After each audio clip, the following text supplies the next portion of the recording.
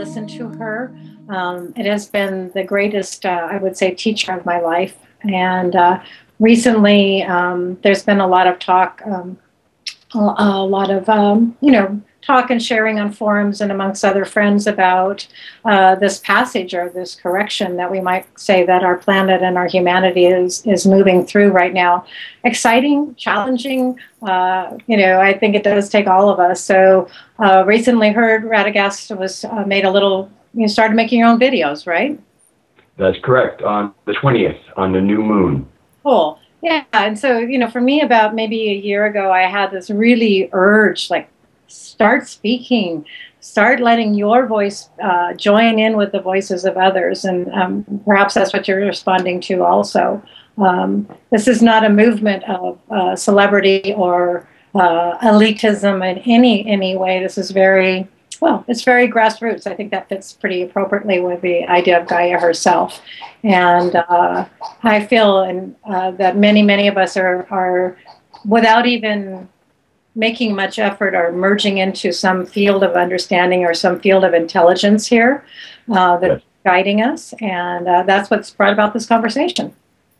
So I'm very happy to be sharing with another brother and another sister on this magnificent journey. We spoke a little bit yesterday. I don't know, Radagast, do you want to just go ahead and lead off what's moving you into this at the moment? Oh, yes, my little catchphrase came into this is called, I said, joining the conversation. Mm-hmm.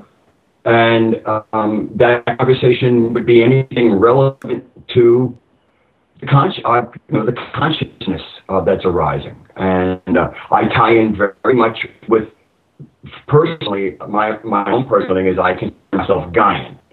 And that has there's a lot of depth there. My introductory video was Paradigm Disruption. Gaia is our God. Wow. Say that again. Just say that. I love these phrases because that's another aspect of rephrasing our language so we can get deeper. So paradigm disruption. And then what did you say? We're getting a little interference on the call. Paradigm disruption, Gaia is our God. Beautiful. Wow. And I wasn't quite sure what my first was going to be, and I pulled the room for counsel. Mm-hmm. And the room that came up was Hagalaz, and that's the room of disruption. Yeah. And at first I wasn't quite sure, and then I went, whoa, this is huge. This is because the paradigm that I was disrupting is that our allegiance goes out somewhere. Exactly. Even if it's everywhere and it's within us, there is still this kind of beyond the biosphere, I'll call it, of in the heavens. Mm-hmm. And so a lot of soul energy almost has been connected in there. And it's not ill-founded to connect there, but when I realized and connected into the aeonic consciousness of Gaia that's here in our planet, making us so unique in our galaxy, if not the universe. When I plugged into that, it was another experience of what God is. Beautiful. I mean, suddenly God was God. So knowable, tangible. Noble, palpable, all the things that we had kind of felt, but in the absolute organic, holographic way that it exists. Mm-hmm. Right. Beautiful. Yeah. Emerging into the reality that was actually created for us and connecting into that creation and into that form of gnosis. Yeah. It's so beautiful because I believe this is what we would call an experiential spirituality. This is not a conceptual spirituality that stays high up there and, weaves these very high ideas. I don't have anything wrong with that. But really as beings here on this world, in this duality, on this planet, in this beauty, we came here for experience. Well, you busted duality because duality is nonsense. Uh-huh. Say that again, please. We're here to bust the duality because duality is the false, that's the tree of good and evil. it's everything is always like there's only two choices. The tree of life, as I call it, and it's symbolized in here, the actual correct way that the peace symbol should be. Okay, so in the tree of life, what we have between the choice between good and evil is we have the creation zone between polarity, where our true organic God reality exists. Mm-hmm. All right. So in the tree of life, we realize it's about making our own path. It's not coming to a choice of either or in duality thinking at all times. It's about inventing the middle, seeing beyond the duality and creating. Right. Well, and this is the way the peace sign is supposed to be. This way is actually an Illuminati thing to take away our power of protection. And this is the law made 2012 in China. And this is a complete negation of the protection of this rune and what it stands for. And then here you can even see, if you follow John Lash's work, you can see VV. And if you know VV was a code for her name. Mm-hmm. And then, of course, you can also see a woman standing. You can see, the lower half. I mean, anyway. So beyond duality, busting duality is connecting to Gaia. Gnosis is beyond duality. Right. Yeah. So let's talk about that a little bit. When we talk about busting duality, by and of itself, we have to be speaking about an inner journey. We can't bust duality out there in the outer world. We have to find that non-duality inside ourselves. There's no, if you make that's a polarity you just created. Uh-huh. You mean the inner and the outer? Yeah. Yes. Well, it's a continuum, and we should be in the continuum. Right. But I was speaking really to... Biasing, you bias towards one or the other, but there's the real seamlessness that busts that as a concept. Right. Well, let me go into it a little deeper in my own experiences with it. Is, we do have inner-outer vision. We close our eyes, and our attention, our state of awareness goes inside. When we're looking out, we're looking out. All those things exist in there, all of it. What I was just, getting to for myself was that I had to achieve a point of awareness in my own being that wasn't dual. And that's what I meant about having it in that wholeness held within yourself. Because and prior to very recently, my mind automatically would go to right or wrong, negative, positive, yin or yang. And now I found that there's this emergence within, and we talked about this the other day, within the heart chamber, where those two, whatever that duality thing merges here, and it is no longer. But for most of the world, they're still living very locked into the paradigm or the matrix of the dual. And I think it starts from within and then moves gradually outward as we grow in knowledge, rather than actually, as Rad said, creating this duality. It doesn't end when we start from within, but it has to start somewhere, and then it goes outward, and the ripple effect then takes place. Right. Right. I would like to say, Christine, when I go into some of my passionate tirades, they're actually directed not at you. Okay. Yeah. Even if I'm responding, it seems like I'm responding to you. I'm aware that this is going out to an audience. I'm always going to speak that way. Okay. So please know that. Oh yeah, and I don't take it personal. I'm just answering. It's that energetic interchange that we reach for, where one or two or three of us are speaking to the same state. So right, yeah, I get it. Thank you. I do respond. I do respond. So we were talking. We've been speaking a bit, and I think this is where I'd like to ask you to maybe some of the things you've already spoken about, but going deeper into what you say is Gaia is our God, that aspect of it, and what does that mean, or what does that ask for? What gets poured out of this place that's inside of ourselves? You find an essential aspect of yourself in connection with this. What is it asking for? What does it feel like? What does it tell you? It's just the most organic thing. It's really almost like grafting your sign onto a stock.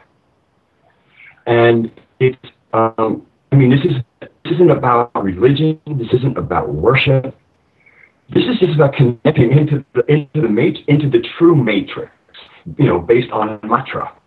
The true matrix is Gaia's creation. The world we're experiencing, the matrix that I put in the movie, is the false matrix, and largely composed by duality. The news, I mean, the main programming, the main tube, is presented always in duality, and that's the main construct of the matrix, is duality thinking. Yeah, and everything that is engenders us to always be in that duality thinking, or to think that we have an enemy outside of ourselves, or keep us in that back and forth between two states of all the time. And so in our inner knowing state, we recognize that's non-existent, actually. And that's what I'm finding is happening to many people right now is they're listening. Listening is also another factor in this.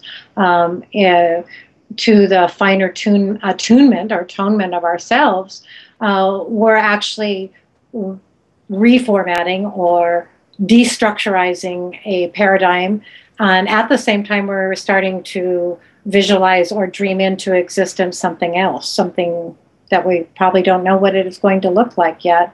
Do you feel that this is exponentially happening right now in consciousness, or is it still a big struggle for a lot of us? It is big a struggle as you make it. And this is all part of God, you know, Sophia's correction. Awakening starting at 2012, and then last March, correction beginning. And I have seen the correction has been enormous, and especially, you know, you're watching the world scene and you realize the time. I mean, once again, these are tectonic movements, but if you're looking for tectonic movements, there's plenty of movement. And so this is a part of the correction. There is, even if you want to go, you want to take it to, you know, just how everybody kind of knows that Earth and humanity is somehow part of some cosmic importance. And the cosmic importance is who we are, what we're connected to, and what we're capable of. And the paradigm that we can grow into, who we really are in our gnosis, if we could be those beings, because that's what comes to understanding, like being a part of God. It's not, you're just part. I mean, you're like in the body now, so you receive nutrition as you need it. There's no data dump, but you're suddenly in a system that treats you like a system. It's like being in a body, and suddenly you're bathed as you need. I mean, it's an organic merging with a cosmic intelligence that differentiates itself from other cosmic creative intelligences, and got involved with the creation from a normally aeonic hands-off perspective. She put her hands on us. And this is unique. And this is why the focus is on Earth. I call it the anthropos gonna pop.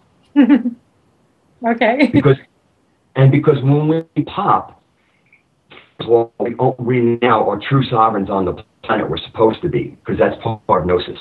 Yes. So we might find that there are other races here that have an equal claim, but we might have to work out some arrangement with. But we do it as sovereigns in full gnosis. And that's something that anybody that you go on to ET races, their main concern is, oh my God, we might have to deal with these people as equals. And that is joyful for some and freaks a bunch of them out. Right. Wow. I'm going to bring Karelia into the conversation a little bit, because the way she and I met each other was through a discovery of a healing modality directly related to Gaia.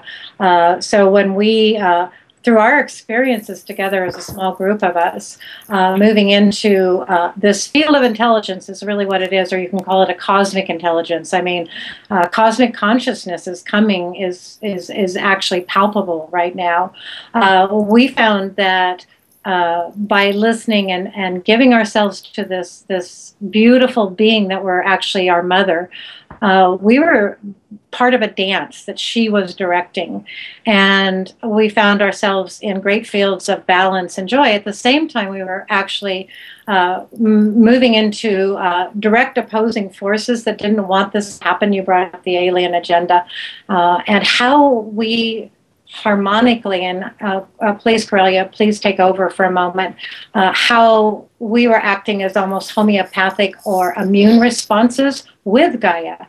And that was something that I hadn't found before, and that's actually how we got into John Lash's work.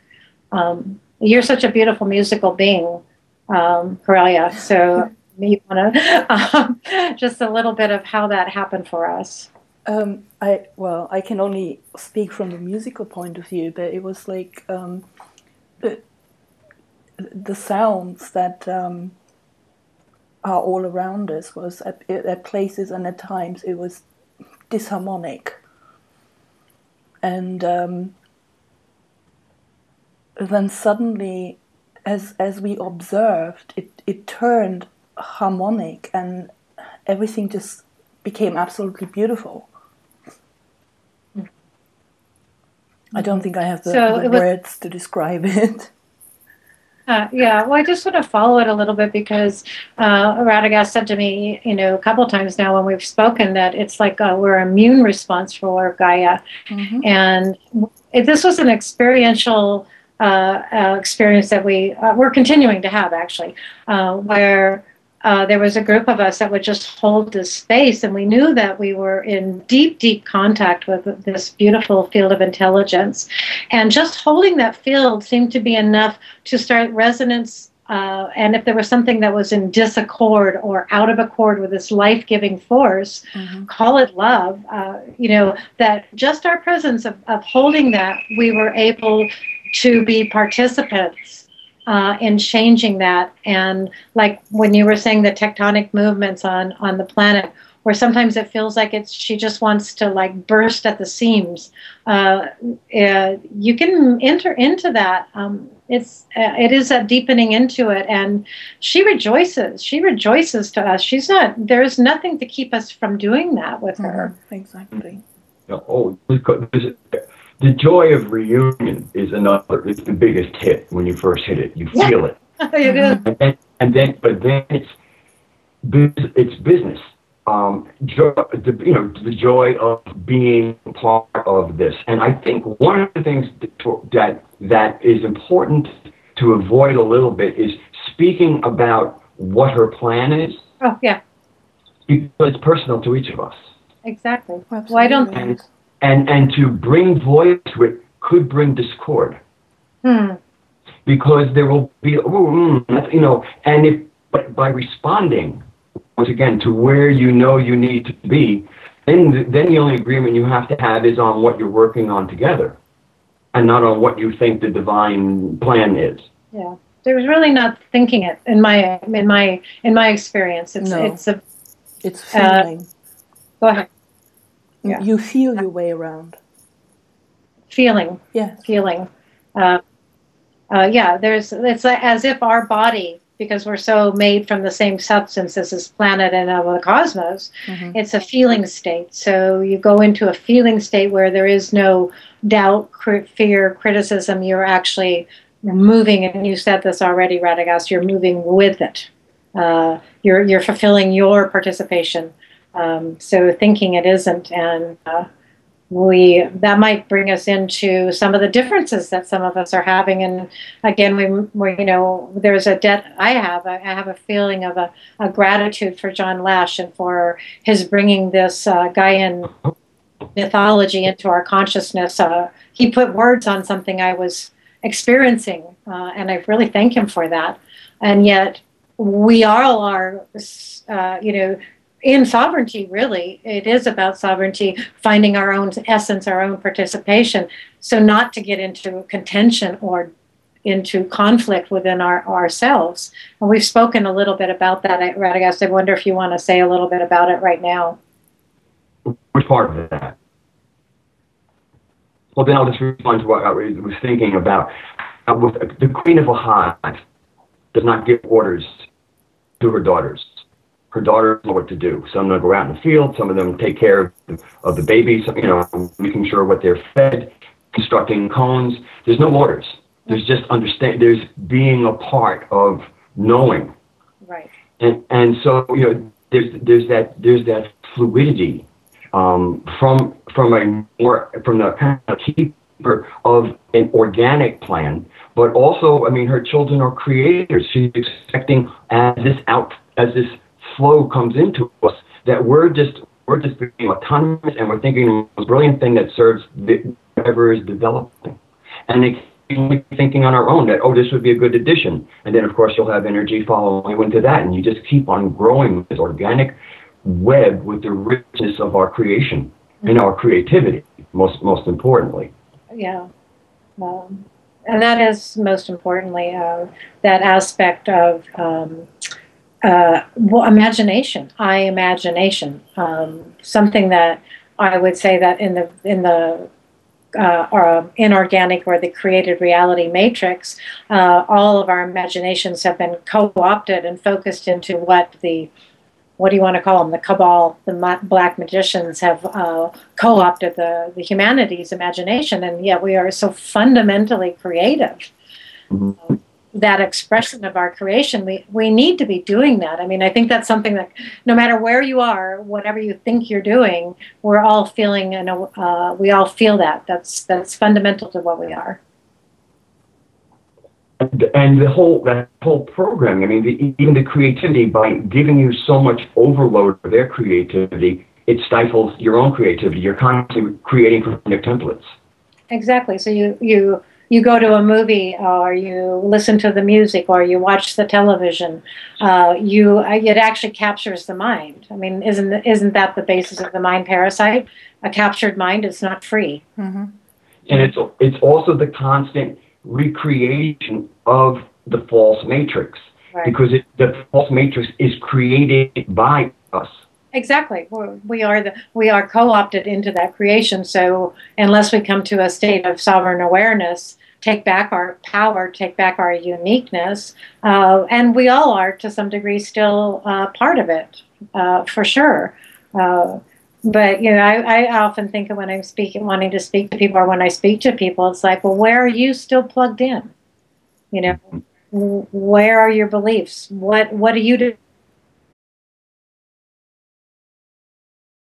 There you go. Ironically there, you know, the one thing that I was saying is like, you know, really the question to any viewers listening to this is that deep introspection, contemplation that has to take place in the heart, and the courage is, where are you still buying into the matrix? What fear, what aspect, what belief, what don't you want to let go of? Where, you know, what box, which prison are you still in? I have to ask myself that. I'm not throwing it out there as if, you know, and I find more and more that, sure, you know, we're still co-opted to some degree, and quite often a large majority of the conspiracy field theorist milieu is, can talk the talk, are not walking the walk. It takes a lot of courage to disconnect. So that's when I got cut off. So I got to say it again. Well, for me, getting the Gaian connection allowed me to see what's organic, what's not, and also, again, to get out of polarity thinking. And this is all relatively recent, but it's been a month or so, and in that month or so, it has been a complete paradigm disruption. Right. And so basically you navigate the false matrix like almost like large spider webs. You try not to get stuck on them. The biggest one is the legal system. And money. But the legal system is there to pull money out of you. Right. You know, the whole thing is, I mean, like, the money is its own stickum, but I'm talking about there's some real trappy. I mean, money's an insidious inner trap, but I'm talking about the ones that if you have a nice flow of money, you usually don't feel any kind of discomfort with that. You bump into one of those legal stickums, and it's never a pleasant ride. Right. Right. You know, so you know, you start seeing the matrix. I mean, you see everything for what it is. You see police for what they represent. You see government for what it represents. You see politics for what it represents. I mean, you see that it becomes completely impossible for any organism to have politics. Yeah, It's impossible. Yep. exactly. It's ridiculous. Yeah. That's part of the matrix. Yeah, and I was thinking that exactly today, and this is what I love about sharing is that, you know, there's this intelligence that we really are tapping into. I was just thinking that there is no room for politics. Politics in and of itself is a control mechanism. It can't be anything else but that, right? Yeah. So I mean, imagine politics in a hive.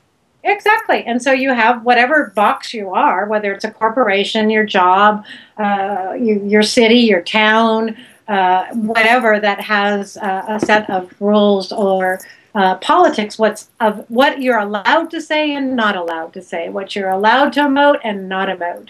And so each step are unfolding in myself, certainly, and it is very recent to step out of that. I found myself up against the walls of a box. I said, wait a minute, I can't stay here anymore. I'm being boxed in here. And so to expand the consciousness is literally you have to go out of the box. And it entails a lot of, for me, there's a lot of suffering in that. There's a lot of pain in that. It's not an easy thing because you realize that you're having to leave behind some things that you've held near and dear for a long time. But when you can walk. Some of those things are people. Most of them are people. Most of them are, you know, they're people. And you love them dearly. And I never stop loving. I mean, that's the expanded state of compassion. It's like you do, but it still hurts when you have to leave for, you know, and you go through that. And then you start to realize that, you know, you really don't ever leave anything anyways, but that's another story. But we feel it deeply, and we feel fear. You know, what happens if I do this? What happens if I claim my authority? What happens if I become sovereign? You know, we've been trained to be afraid of that, when actually in reality, that is the most magnificent and divine aspect of who we really are. So, you know, I want to give my voice to that, empower anybody that has that courage, honor those that do. It's like it's a field of honor that we're on. You know. Yeah. It's a difficult personal road to take, because just like in the Matrix movie, as you know, when Morpheus takes Neo out into the street and he's just saying, these are the people of the Matrix, and they will defend it. Some of them will kill for it, you know, and they don't want to be unplugged. No, and you know, and so, but those of us who do plug in, I'm at the point now where I'm getting very encouraged that those that were plugged in will be able to conduct the business that we need to conduct, and then the shift will be gradual. It's really important for those who sit out the shift that when it does shift, it's not traumatic. Right. Yeah. And one of the best ways for me to make it the least traumatic is if we could get control of the media. Yeah. And then softly shift it. It's not like one day, you know, like one day it's CNN and the next day it's Russia Today. You know, but you just stop. First of all, you stop at the lies. Right. And then also a program. I mean, the people who are addicted to the tube could be completely brought to gnosis through the proper input. Yes. Yeah. I'm working very much in that very vein right now. It's like a place that you look at it and where we can walk it through it. I mean, there is a certain aspect of hyper state of awareness to know what is next, and definitely it's very much so. So that's why these small groups. I mean, each one of us. I want to say, you know, each one of us that will put out our voice. Right? Well, we're not a mass movement that they can actually grab onto and direct into something else. We're spiritual warriors, we're independent, we're sovereign. Each of us is following that inner aspect of ourselves, and yet we're connecting. And that's beautiful. Yes. We're joining the conversation in an organic fashion and creating its own energy, and without leaders. Yeah. idea contributors. Let's, you know, I mean, just bring it up and let us all vote, not with a voting thing, but how we move. Or, you know, once again, walk the walk. You don't need to talk the talk. You know, it's, you know, and it's just a natural effervescence of, you know, the anthropos and its creativity. I love that. How many times, Claudia, have we said the word effervescent? I stopped counting long ago. Yeah, you see, this is the languaging or the reformatting that we're actually all going through, and at the same time we're how. And I believe what you say with all my being right now, that, you know, as we are bringing down this paradigm, it's not with abrupt, in your face. It's actually, we're bringing that consciousness and we're starting to bring it over into what is so wonderful, so beautiful, so magnificent, that why would anyone not want to be participating in it? Mm-hmm. Fear. And I will speak of my own personal fear. Okay. The last straw for me to break connecting to Gaia was realizing Gaia is God. Creator. Now, but when you get into the dynamics of Aeonic and how it connects, you understand that. But to keep it local and focused, once again, what Sophia is doing is unique. Yes. It's not the aeons throw out recipes. Okay, and then they settle in the right thing and they develop and they're on their own. We're not on our own. And so what the most difficult part was always feeling some connection to quote unquote source, which of course it's there. And feeling like as if I was abandoning something, the sky gods, maybe the male portion of the god. There was a sense of like, ooh, you maybe better not do that. That's where you've always been. Right. Beautiful. And I remember the first time I just kind of engaged in any kind of a normal prayer, and I just turned my attention completely to my rootedness and said, hello, God. Mm-hmm. And the laughter that erupted on both sides. Yeah. I broke out in laughter on my side physically. Yeah, I know. And I felt laughter from the other side. Yeah, I know. We know. It's so beautiful, because in the end, we're only using words to describe something that is actually so simple. It's so simple it has escaped our ability to see it. Yes. Exactly. And, you know. But then when we couple that with the absolute suppression of Gaia as God, not only from the outside killing people who believed it, but the own mystery schools who would kill their own if they revealed it. And as I say in my thing, they're not worried about them revealing triangles and squares. And most people were too illiterate to understand geometry. The secret was Gaia is our God. Right. Mm-hmm. And that had to be protected with the ultimate secrecy, because by the time we know of the historical mystery schools, the patriarchy had taken over, and that sense of empowerment, that sense of all our sovereignty, had to be kept a secret. Sure. Under penalty of death. Sure. And anyone that emerged out of that with to reveal to all, of course, they were hunted down and killed. I mean, that's a big part of our history. I think anyone that's been on this path for, I don't know, eons of time, perhaps, we're looking at here. And I agree, we are coming into something unique. This is unique. That is, even, you said that is fear, and that is absolutely, the ultimate to hurdle a quantum leap or whatever is to say, I'm going to leap into something unknown. I'm going to embrace it. I'm not going to depend on the prayers, the structures, the things of my past.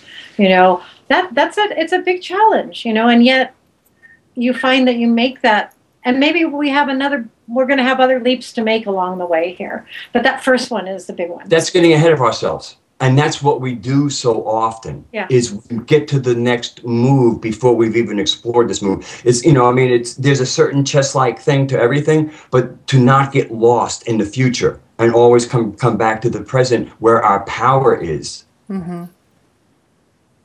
And we often get into flights of fantasy, and or even chasing the cosmos, trying, okay, from Gaia to the Aeon, and there's other galaxies, and what can, oh, please, there's a dream happening here. Where are you going? Wonderful, wonderful, beautiful, beautiful. Yes, exactly. Well, there is nowhere to go. This is it. And also, like, if you're open to ETs, that's why they're all here. I mean, you listen to David Wilcock, he's saying it's like it's standing room only. There's ETs who never care about Earth that are here. Right.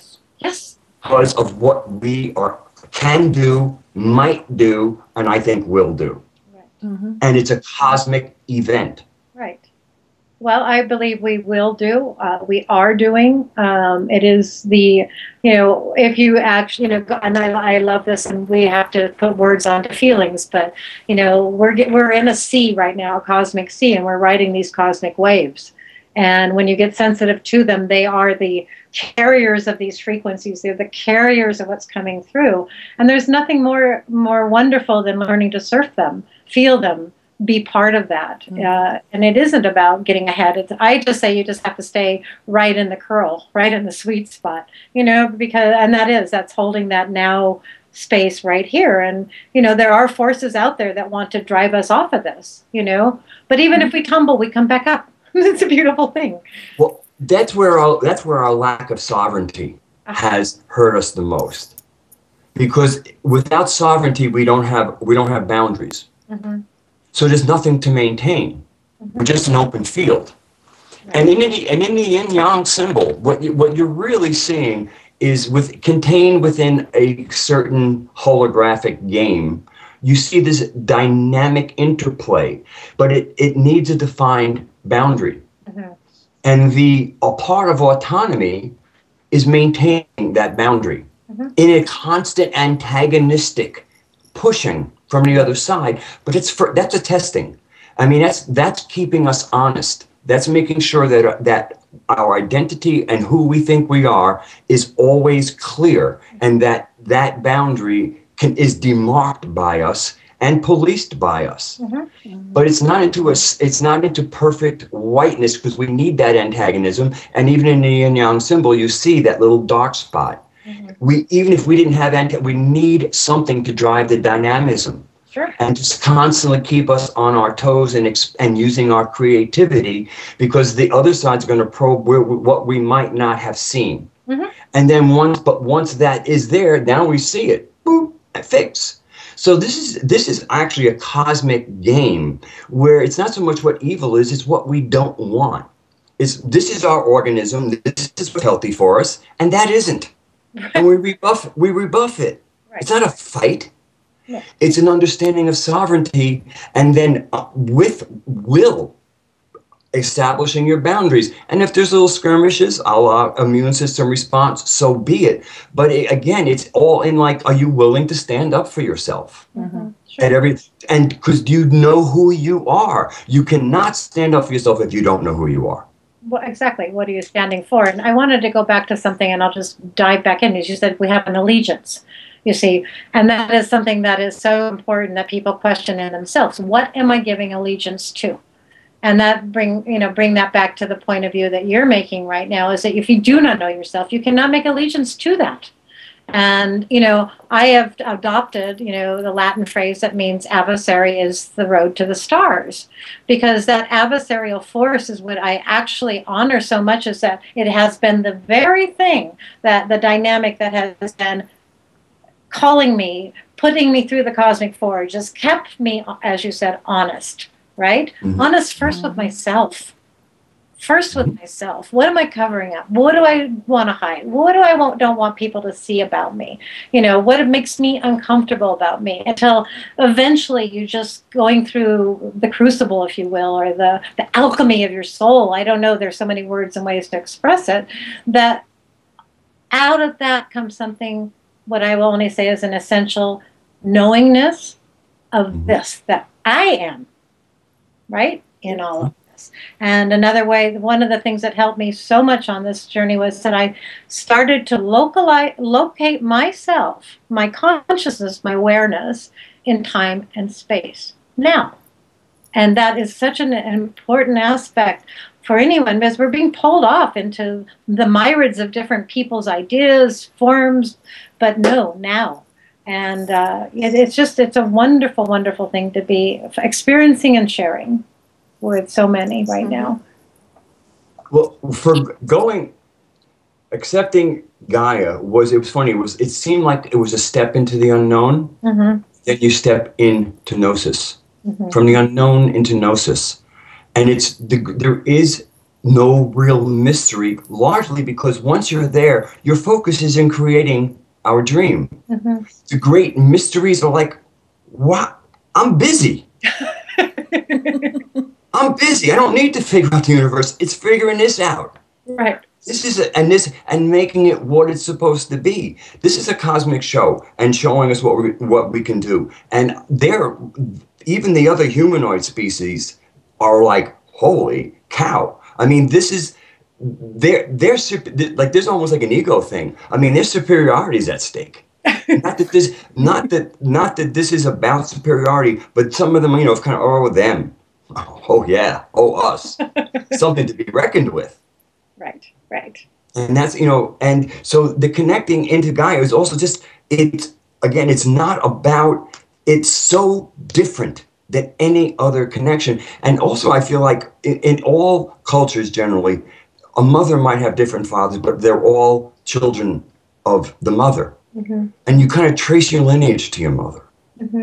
Sure. So even cosmically, my lineage is Sophia. And that's such a deep connection that you don't make in the sky. You don't make it source. You don't make it at the universe. And especially with sky. Right. Yeah. It is such a different thing, and it's not religion. No. It's being a part of what you're a part of. And then until you connect to it, you're floating and you're searching mysteries. And there is no mystery in gnosis.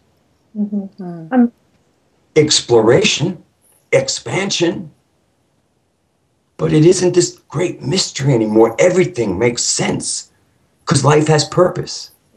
And I think saying that is actually a really nice place to really leave. I'm listening to your words and I'm going into my own space right now. And it is that what you find is that, no, there's no mystery. It's just this divine, intelligent field that is orchestrating something so wonderful that you finding yourself in that, right? And when you talk about the mother and all her children, I feel, and that was my first entry actually into this, was I realized that every human being on this planet was me, was also my child, that anything that was being hurt, that was being degraded, that was being usurped. And that's a very, before that I felt such a separation. That's them over there and me over here. And it's something that it keeps deepening, but that there's something that you accept about that. And so while Gaia, our mother, is our mother, we are also that. We are mothers and fathers to each other. There is something called humanity. And that is in and of itself a whole other aspect of Gaia. And so it is beautiful and it is divine. And yeah, why else? Why? I mean, people really need to ask, why are all these alien races here? Well, some of them have their genetics in us. Yes, they do. Yeah, I mean, I wouldn't say I'm from any one specific place in our galaxy right now. It's just that it's all of this is part of us. If we were able to actually disclose or look deep enough in our physical vessel right now, we would find it's all right here. Within this vehicle. I mean, this is an incredible vehicle. I mean, this human body, and of course they're trying to co-opt it and genetically modify it and extract our DNA and pull out our genes and we're the mystery to them. Right? What makes us sick?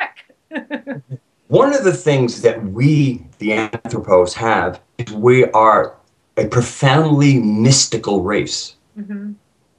This makes us a threat in the fourth dimension for those who think that they've owned it for so long. Yes. I mean, as a mystic people, We own it. We are sovereign over it all, not just the biosphere, but the next sphere up in the fourth dimension where so much crap has occurred. And as mystics, we now own that. And that's been a place where a lot of people could kind of hide out and exert influence. And once we move into there, that game is over. Or the game is on, where we can play the game as, okay, you want to, now this is our membrane and we have some patrol duty. But they're not used to any patrol duty at all. Oh, no. I mean, they're popping out of that fourth dimension at an incredible rate now. They're being seen. And so, that is, even in that world of myself, and I work in that a lot, and so does Claudia here. But it's like, this is something too for people we're all talking to who knows who right now. But I have found that just outside my peripheral version, just outside of that is where the fourth dimension comes into view. Yeah. And I catch things all the time there. And they're always like, oh, Being seen is the last thing they want. And that's the other thing. When we mystically or magically travel into that realm looking to do patrol, basically. Right. Suddenly, here we are showing up. I mean, this is a recent thing, but more and more people are doing it. Mm-hmm. And it's like, what are you doing here? Exactly. And as mystics, we have access to that as soon as we decide to imagine ourselves there and engage. Yeah, it's so true. It's not like, so many people say, or I used to say not too long ago, how do you do it? How do you do it? First, you give yourself to Gaia. You give yourself to this manifestation that we're all part of. And it isn't hard. It's part of who we are. One of the things that I think of talking about is like, let's talk about entities. Let's talk about these things. They're not so scary, they've always been, oh, don't go there. Don't, matter of fact, many of them I'm finding want to engage with us because they're also consciousness. They're also now wanting to go free from this. They've also been trapped in this dimension. Many, many beings are in the fourth dimension that got put there. They got trapped there, So they're also now looking and seeing, wait, the game's changing. And, there's really not, even if we're having a demonic fight of some sort, and I'm sure others hearing this have had that experience, we are actually, when we open up, we're the bigger particle now. We're the one that's holding that in our space, and it's a phenomena, really. Well, I like the whole idea of a candle and the darkness. Mm-hmm. But the thing is the physics of it. When you light a candle and suddenly there's a sphere of light, the darkness did not flee. No. It did not recede. It can exist where there's light. Mm-hmm. And there's no battle. There's no the light, it's just like where your light is, it's kind of game over. Yes, at the peripheries, there's going to be that. But that's it. I mean, that's part of the aliveness. To hold the perfect field and nothing's happening. No, there's a nice dynamism here. But to be engaged from a creative, more game-like level, it's almost like Valhalla, where they battle each other, and whoever dies loses the battle. Then they come back to life and have a drink. Salud. Wonderful. Get drunk, insult each other, hammer each other till somebody can't move, comes back to life. It's time for another party. Right. That was good. I mean, there is a sense of this that is right at that level. Right, exactly. And so, but through our gnosis and our autonomy is the only way we can engage at that level. Mm-hmm. So very, very true. And I would think that, if we could continue probably talking for hours, but I'm enjoying the conversation, and yet it's like encapsulating or distilling down, this magnificence to some very message which is going out here right now is join us. Come. Make it accessible. Yes. It's not a metaphysical thing. Basically anybody who prays has prayed to something. Mm-hmm.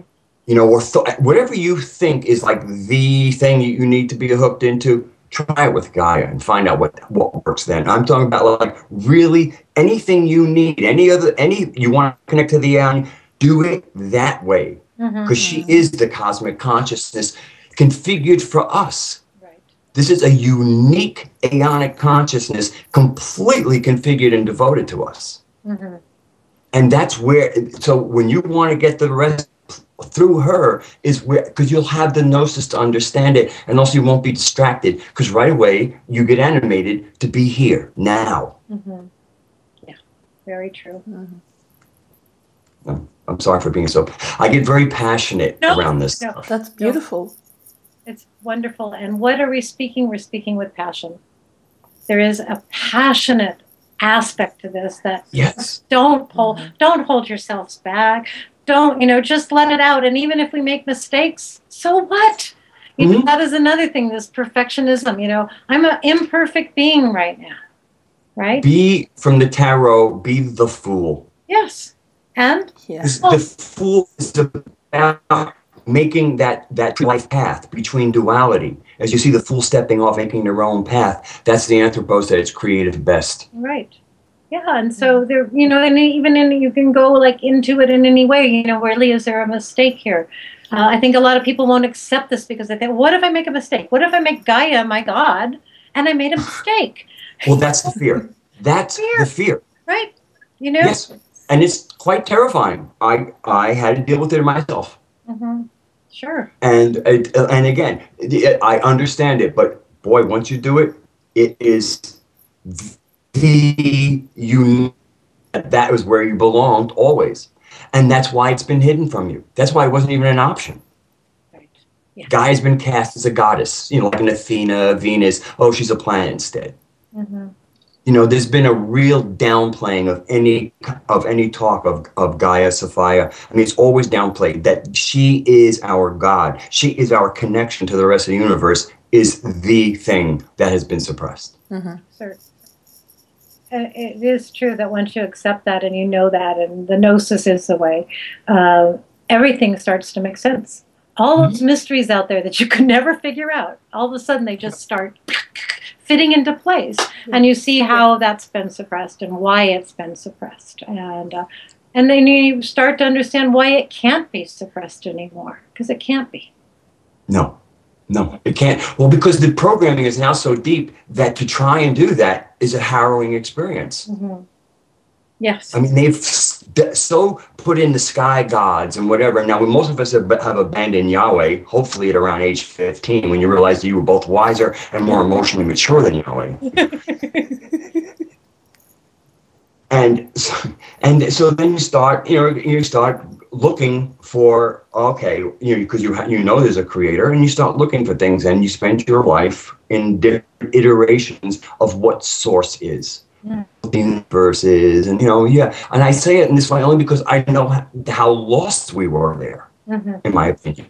Sure. Well, then in my experience, not in my opinion. I mean, after doing that and doing it at really pretty exalted levels, and then and coming up with something that always, it just was. You really felt kind of afloat. You could feel the lack of investment from source. It's almost like, Conan the Barbarian, he speaks of Crom. Crom doesn't really care very much. He just kind of looks down, but he likes heroism, But, that whole kind of God doesn't care is really, if you listen to what the aeonics perceived as, it basically is. I mean, we give you a good recipe. We're not shorting you, but, here it is. Bake a cake. Right. And instead, Gaia's like, this is not going to be any old cake. And not only that, you're going to rise and not fall, because there have been 9 other falls, and this one's got to go. Right. And that's why she's here. Yeah. Well, we're on this together. We're in it together. We're sharing it, and I so enjoy. It's like listening to you is reflecting back some aspect of me. It's a clearness. This is a word that people use a lot. Be authentic and be transparent. Mm-hmm. Well, that's also a mind thing too. I'm being authentic, or you say to yourself, but the authentic self expresses, and it expresses to express, and that's it. Right. It doesn't. Well, even my wizard persona is my authentic persona. Mm-hmm. Tied into with a certain archetype and even a certain, we'll call it insane kind of genealogy, which I don't need to get into. But, you know, it's an absolute authentic me being me. To be anything less, to dress like a model, which I guess I might do if I go to certain supermarkets, which in this case is a disguise. This is I mean, if I went in the fourth dimension, I wouldn't be naked. I would look like this. Mm-hmm. I mean, because really, in the third dimension, you're either naked or you put on clothes. Uh-huh. So the clothes I put on are the same thing I would look if I were presenting myself in the fourth dimension. Mm-hmm. I wouldn't present myself there with my thing out. I don't know. I have to think about that because I don't even think I present in clothes or even in body when I present in fourth dimension. But, you know, they certainly have seen me. But this is it. I mean, what else are we going to do? What else are we going to do? We're going to continue on with football games and baseball games and CNN News and another PSYOP. Oh, let's go figure out another, let's go tear apart another PSYOP there. Let's go prove once again that the media is lying to us. It's done. We've done it. You know, We don't have to keep playing that one over and over again. We're moving. That's the hamster cage I see in forums. Yeah. Where because they're moving, they think they're going forward. Yeah. Mm-hmm. Right. But it's the same old conversations. Look what the PTB have done today. Right. It's roadkill to me already. And then you go. There was a point for me where I went, oh wow, look how smart I am. I can figure it out. Well, that didn't last very long because it's like, well, so what? I figured it out. Now what? You know, there's always that aspect of like, wow, I saw this. Wow, that was pretty heavy. I didn't know that was going on. And now what? So, you know, I don't think they have too many more cards to play. Maybe I'll be wrong, you know. Their biggest card is, again, perception, being seen. The people who watch TV do not see anything. No. Other than the reality that was been created for them. That's what they see. That's the purpose of that reality creation. And they live in a different bubble. Yep. You know, if you try to even introduce some of our ideas, you will hit something, you will hit their membrane. Oh, yeah. They're in a separate universe, parallel Earth, so to speak. And when you brush up against it, you feel that membrane. They're in another matrix. Mm-hmm. Yeah. It's just a thicker matrix because again, until we dismantle this matrix, it's still, you know, it's the incrustation and the webs and the vines on the organic matrix. Mm-hmm. Sure. It's a rather sticky substance, isn't it? Yeah. Wow. Okay. I'm sort of at that point right now where I kind of go into that speechless state of just the all-knowing that, you know, we're speaking our truth. We're sharing it from our passionate centers. And I'm just really honored to be part of all of it right now. I wouldn't be anywhere else myself. Yeah, I really appreciate being able to have this conversation with other people that feel enlightened by it. It's important to me and anybody who is following this, and for people it's not important to, then, you know, that's how it is. Yeah.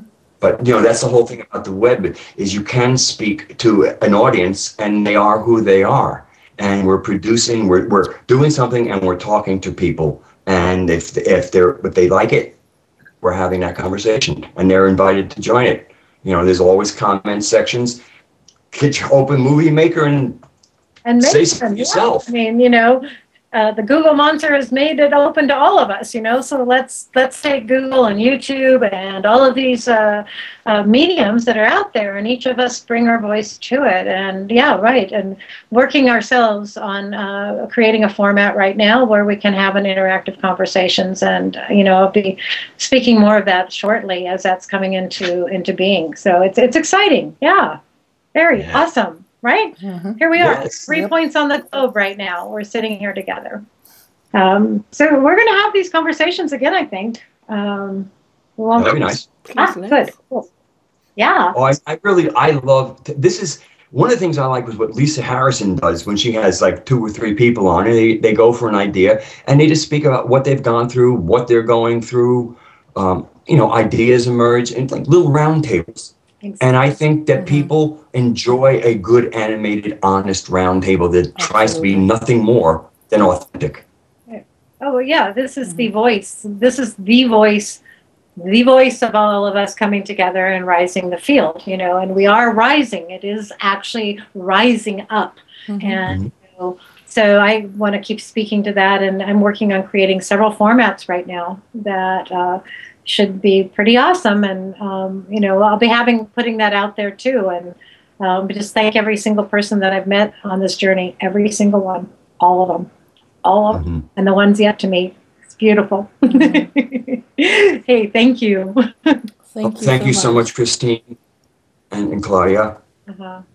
And thank you. In the real feeling, in the real meaning, and the real depth. Namaste.